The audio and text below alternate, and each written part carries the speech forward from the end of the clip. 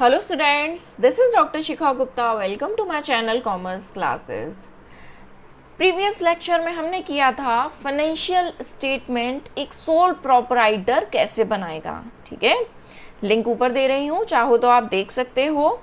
अभी करते हैं एक कंपनी अपने फाइनेंशियल स्टेटमेंट कैसे बनाएगी अकॉर्डिंग टू कंपनीज एक्ट 2013. ठीक है, और इसका फॉर्मेट आपको दिया हुआ है schedule 3 part second of schedule 3. ठीक है, ऑफ कंपनीज एक्ट 2013.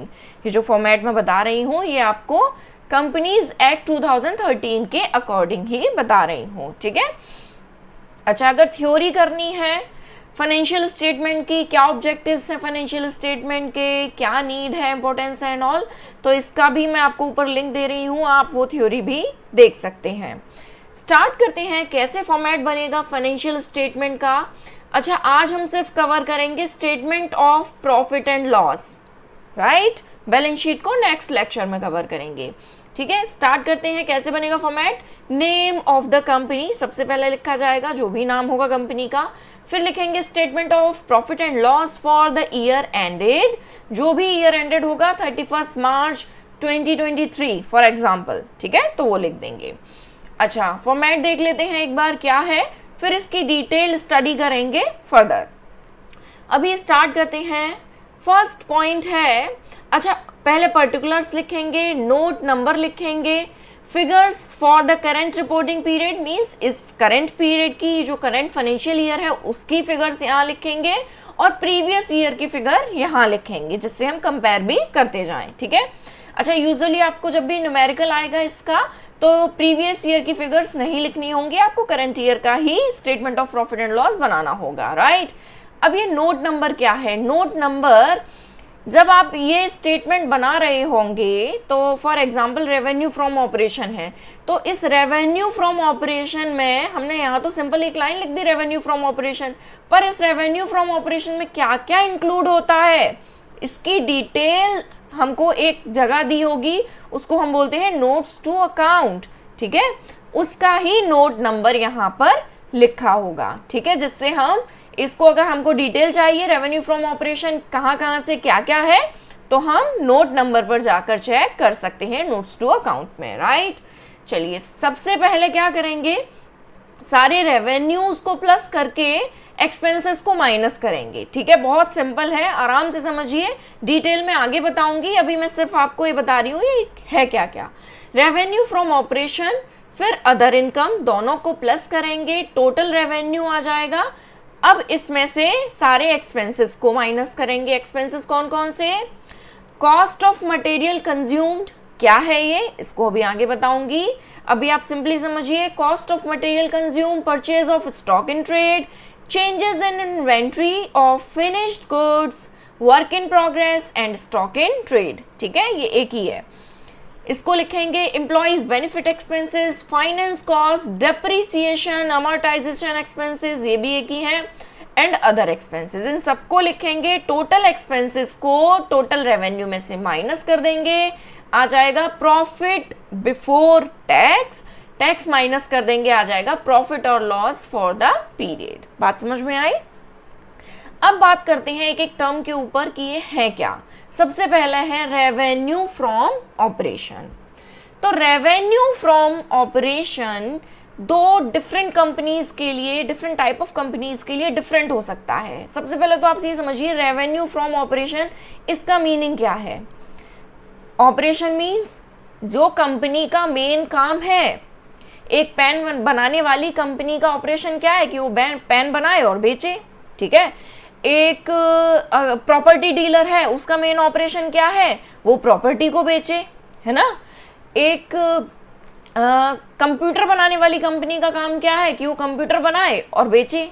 ठीक है, एक फाइनेंस कंपनी का ऑपरेशन क्या है. फाइनेंस कंपनी कौन सी कंपनी होती है, फाइनेंस कंपनी वो कंपनी होती है जो एक्चुअली बेसिकली पैसा उधार देती हैं, इंडिविजुअल्स को पैसा उधार देती हैं, जो बिजनेसेस को पैसा उधार देती हैं, वो कौन सी कंपनी है, वो फाइनेंस कंपनी है.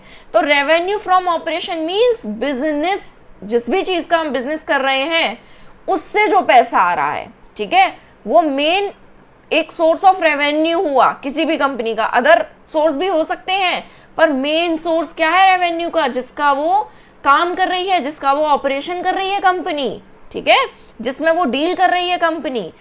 तो दो तरह से बताती हूं मैं इसको, आप एक तो बताती हूं वो कंपनी जो फाइनेंस कंपनी नहीं है, तो वो कंपनी जो फाइनेंस कंपनी नहीं है वो या तो प्रोडक्ट बना रही होगी या फिर कुछ सर्विसेज प्रोवाइड कर रही होगी, है ना, यही दो काम कर सकती है।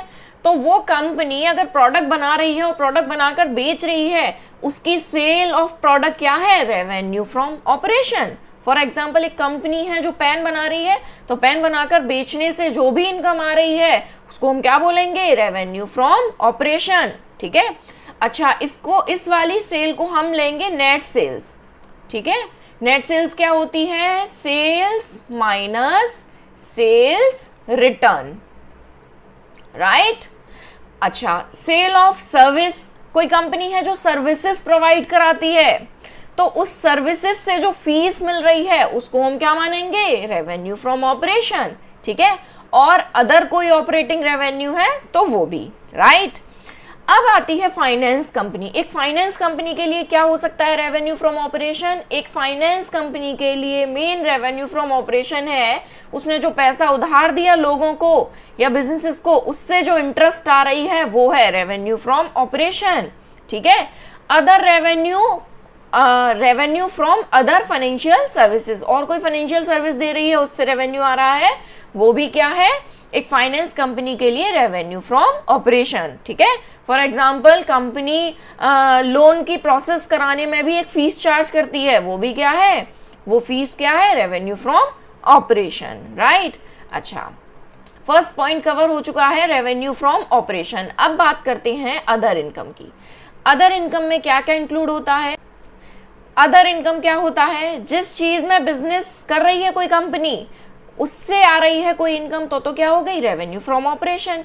इसके अलावा और कोई भी इनकम है वो क्या है, अदर इनकम, ठीक है। फॉर एग्जाम्पल कंपनी के पास पैसा पड़ा हुआ था, उसने किसी को उधार दे दिया या कहीं इन्वेस्ट कर दिया तो उससे इंटरेस्ट आ रही है या डिविडेंड आ रहा है, तो ये क्या है, other income. Net gain on sale of investment, investment बेचा उस पर कुछ गेन हुआ, वो क्या है, अदर इनकम। और कोई ऐसी नॉन ऑपरेटिंग इनकम जो बिजनेस ऑपरेशन से डायरेक्टली रिलेटेड नहीं है उसको हम क्या बोलेंगे, अदर इनकम, ठीक है। अच्छा, ये इंटरेस्ट इनकम, डिविडेंड इनकम किसके लिए है, अदर देन फाइनेंस कंपनी के लिए, ठीक है। अगर फाइनेंस कंपनी है तो ये अदर इनकम नहीं है, इंटरेस्ट इनकम, डिविडेंड इनकम, फिर तो ये मेन इनकम हो गई, रेवेन्यू फ्रॉम ऑपरेशन ही हो गया। बात समझ में आई। अच्छा, अब ये हो गया हमारा अदर इनकम, इससे बन जाएगा टोटल इनकम, दोनों को प्लस कर देंगे, first point and second point, ये आ जाएगा आपका टोटल रेवेन्यू, ठीक है। अब आते हैं एक्सपेंसेस पर। एक्सपेंसेस पर आने में हम देख रहे हैं फर्स्ट पॉइंट है कॉस्ट ऑफ मटेरियल कंज्यूम्ड। अच्छा, cost of material consumed and purchase of stock in trade and changes in inventory of finished good, work in progress and stock in trade, इन तीनों को ही इकट्ठा समझते हैं। पर समझने से पहले एक बात समझते हैं, इसको एग्जाम्पल के थ्रू समझाती हूँ थोड़ा, जिससे आपको आराम से समझ में आएगा ये है क्या।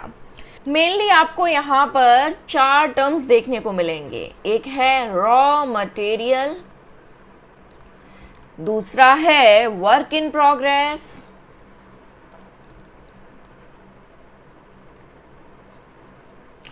तीसरा है finished goods and fourth term है स्टॉक इन ट्रेड, ठीक है। क्या है ये चारों बताती हूँ, स्टॉक इन ट्रेड, ठीक है। एक सिंपल एग्जांपल से समझते हैं। हम एक कंपनी है जो पेन प्रोड्यूस कर रही है, क्या प्रोड्यूस कर रही है, पेन, ठीक है। हम पेन मैन्युफैक्चर करते हैं, पेन को बनाते हैं, एक हम ऐसी कंपनी है। तो एक ऐसी कंपनी के लिए जो पेन प्रोड्यूस कर रही है, रॉ मटेरियल क्या होगा, उस कंपनी के लिए रॉ मटेरियल हो सकता है इंक, वो इंक परचेज करती होगी जिससे रिफिल बनाए, है ना। उसके लिए हो सकता है प्लास्टिक, जिससे वो पेन का कवर बनाएगी, है ना, और रिफिल का ऊपर का कवर बनाएगी, कैप बनाएगी, ये सारी चीज़ें, ठीक है। अच्छा, ये हो गया रॉ मटेरियल। और भी चीज़ें हो सकती है, मैंने एग्जांपल ले रही हूँ, इंक और प्लास्टिक। वर्क इन प्रोग्रेस क्या है? Work in progress means ink से रिफिल बन चुकी है, प्लास्टिक से कवर बन चुका है, कैप बन चुकी है, स्टिकर बन चुका है, ये क्या है? Work in progress. पर इनको असेंबल करना बाकी है, ठीक है।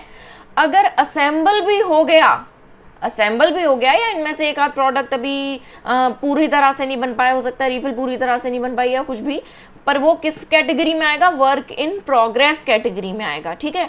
जब ये सब कुछ असेंबल हो गया और सब कुछ तैयार हो गया, फिर हम क्या बोलेंगे? ये बन चुका है फिनिश्ड गुड्स, पेन हमारा तैयार है, ठीक है। ये पेन हमारा तैयार हो गया, ये क्या बोलेंगे इसको? Finished goods. अच्छा, ये तीनों टर्म समझ में आ गया।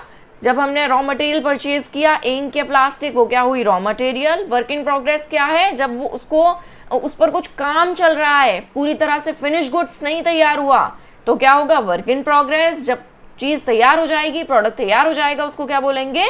फिनिश्ड गुड्स, ठीक है। अब एक टर्म और है स्टॉक इन ट्रेड। ये क्या है? मान लीजिए हम पेन बनाने वाली कंपनी है, पर हम मार्कर डायरेक्ट परचेज करते हैं किसी से और बेच देते हैं। हमने किसी लोकल वेंडर से बात कर रखी है, वो हमको मार्कर बने बनाए मार्कर्स दे देता है, और हम उस मार्कर को सेल कर देते हैं। क्या हम इस मार्कर की मैन्युफैक्चरिंग कर रहे हैं? नहीं, हम सीधे स्टॉक खरीदते हैं और बेच देते हैं। स्टॉक परचेज कर रहे हैं और बेच रहे हैं। ये क्या है? ये मार्कर क्या है? ये मार्कर है स्टॉक इन ट्रेड, ठीक है। तो ये पेन से रिलेटेड सारी चीजें तो क्या थी? मैन्युफैक्चरिंग से रिलेटेड। और ये स्टॉक इन ट्रेड क्या है? कोई ऐसा प्रोडक्ट जो हम सीधे खरीद रहे हैं और बेच रहे हैं। बात समझ में आई? चलिए अब पढ़ते हैं इन पॉइंट्स को, ये क्या है। सबसे पहला है cost of material consumed. Cost of material consumed का मीनिंग क्या है? Raw material and other materials only. बात समझ में आ रही है? रॉ मटेरियल क्या? हमने इंक परचेज की, प्लास्टिक परचेज की, हो सकता है हमने स्टिकर परचेज किया, ये अदर मटेरियल है ना। स्टिकर बना बनाया परचेज कर लिया तो ये अदर मटेरियल। पर ये है किससे रिलेटेड? क्योंकि ये सब मैन्युफैक्चरिंग होने में जाएगा। ये सारा जो रॉ मटेरियल है ये फर्दर प्रोसेस होगा, ठीक है, किसी फाइनल प्रोडक्ट को बनाने की मैन्युफैक्चरिंग में यूज होगा। इसलिए हम इसको किस कैटेगरी में रखेंगे? Raw material and other material वाली कैटेगरी में। बात समझ में आ रही है? तो material consumed, cost of material consumed में सिर्फ किस चीज को देखने वाले हैं हम? रॉ मटेरियल को, और कुछ भी नहीं देखेंगे, ठीक है। तो कैसे निकालेंगे cost of material consumed? Opening inventory of material plus purchase of material minus closing inventory of material, ठीक है। Opening stock of material plus purchase of material minus closing stock of material. Inventory कह लो या stock कह लो, एक ही बात है। बात समझ में आई? अच्छा, दूसरा टर्म दिया हुआ है आपको, यहां पर देख लेते हैं फॉर्मेट में एक बार। कॉस्ट ऑफ मटेरियल कंज्यूम्ड हो चुका है, ठीक है। अब purchase of stock in trade and changes in inventory of finish goods, work in progress and stock in trade बचा है। इन दोनों टर्म्स को और देखते हैं क्या है ये। नेक्स्ट टर्म है purchase of stock in trade. Purchase of stock in trade क्या है? स्टॉक इन ट्रेड पर पहुंच जाते हैं पहले। स्टॉक इन ट्रेड ये वाला स्टॉक, ठीक है। स्टॉक इन ट्रेड क्या है? ये मार्कर, ठीक। अब बिजनेस ने या कंपनी ने जितने भी मार्कर परचेज किए हैं उसको हम कहाँ लिख देंगे? उसको हम लिख देंगे purchase of stock in trade में, ठीक है। Purchase of stock in trade means goods purchase for reselling. बात समझ में आ रही है? सिंपल हम जो भी स्टॉक इन ट्रेड परचेज कर रहे हैं उसको लिख देंगे purchase of stock in trade में। अब लास्ट आता है changes in inventory of finish goods, work in progress and stock in trade. हमने ओपनिंग इन्वेंट्री और क्लोजिंग इन्वेंट्री को कंसीडर करना है इस वाले पॉइंट के लिए। किस चीज को? Opening inventory and closing inventory को, ठीक है। अच्छा, opening inventory of material of raw material minus closing inventory of raw material को हम कॉस्ट ऑफ मटेरियल कंज्यूम में ले चुके हैं ऑलरेडी। इसलिए यहाँ पर हम रॉ मटेरियल को एक्सक्लूड करेंगे, यहाँ पर हम रॉ मटेरियल को नहीं लेंगे। चेंजेस इन इन्वेंट्री में हम सिर्फ finish goods, work in progress and stock in trade को ही कंसीडर करेंगे। चेंजेस इन इन्वेंट्री निकलेगा कैसे? Opening inventory minus closing inventory, ठीक है। Opening inventory of finish goods minus closing inventory of finish goods, opening inventory of work in progress minus closing inventory of work in progress, opening inventory of stock in trade minus closing inventory of stock in trade, ठीक है। इन तीनों को plus करने के बाद हम कहां लिख देंगे? Changes in inventory of finish goods, work in progress and stock in trade, ठीक है। फाइनल अमाउंट आपका यहां पर आ जाएगा। बात समझ में आ रही है? तो ये 3 पॉइंट आपको समझ में आ गए होंगे I hope. Cost of material consumed, purchase of stock in trade and changes in inventory of finish goods, work in progress and stock in trade, ठीक है। चलिए नेक्स्ट पॉइंट है employees benefit expenses. Employees benefit expenses कौन से expenses हैं? वो expenses जो company employees के लिए कर रही है, वो एक्सपेंसेस जो कंपनी एम्प्लॉइज के लिए कर रही है। एम्प्लॉइज के लिए कौन से एक्सपेंसेस कर सकती है? सैलरी दे रही है, वेजेस दे रही है, बोनस दे रही है, स्टाफ वेलफेयर एक्सपेंसेस दे रही है, फंड में ट्रांसफर कर रही है एम्प्लॉइज के। तो ये सब क्या है? ये वो सारे एक्सपेंडिचर हैं जो कंपनी एम्प्लॉइज के लिए कर रही है, ठीक है। तो एम्प्लॉइज से रिलेटेड जो भी एक्सपेंडिचर होंगे वो किस में आ जाएंगे? एम्प्लॉइज बेनिफिट एक्सपेंसेस में। बात समझ में आई? तो ये हो गया आपका एम्प्लॉइज बेनिफिट एक्सपेंस। नेक्स्ट है फाइनेंस कॉस्ट। फाइनेंस कॉस्ट क्या है इसको भी देखते हैं। फाइनेंस कॉस्ट, फाइनेंस रेज करने की, फाइनेंस मींस पैसा, पैसा रेज करने की कॉस्ट क्या है? Finance cost. मान लीजिए कंपनी ने बैंक से पैसा उधार लिया, लोन लिया, या किसी इंस्टीट्यूशन से लोन लिया, तो उसको कुछ ना कुछ इंटरेस्ट पे करनी पड़ेगी। वो इंटरेस्ट क्या है? फाइनेंस कॉस्ट, ठीक है।